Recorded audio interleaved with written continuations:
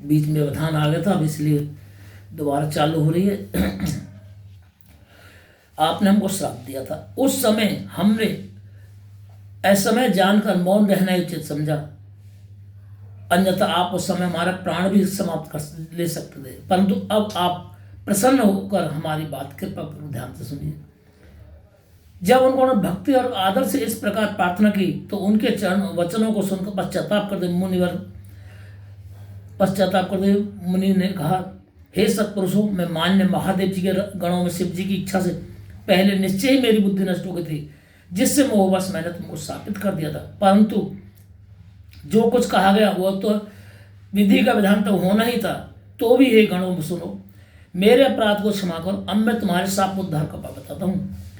तुम मुनि श्रेष्ठ मुनि के अंश से जन्म लेकर राक्षस हो गए, वहां तुम्हें सब प्रकार ऐश्वर्य प्रताप और बल प्राप्त होगा।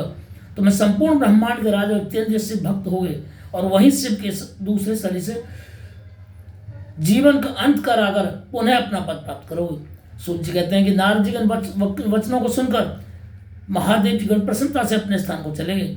नारद जी भी शिवलिंगों का दर्शन कर दूसरी ओर पृथ्वी भ्रमण करने लगे। चलते चलते हुए काशीपुरी में काशीनाथ जी के दर्शन करने गए, जो सबको विराजमान शिव जी को प्रिय, शिव को सुख देने वाली और शिव स्वरूपणी नगरी है, उसके दर्शन कर वे कृतार्थ हो गए। वहां परमानंद से उन्होंने काशी विश्वनाथ जी के दर्शन और पूजन करे, उनकी महिमा का वर्णन करते प्रेम से विवल हो गए।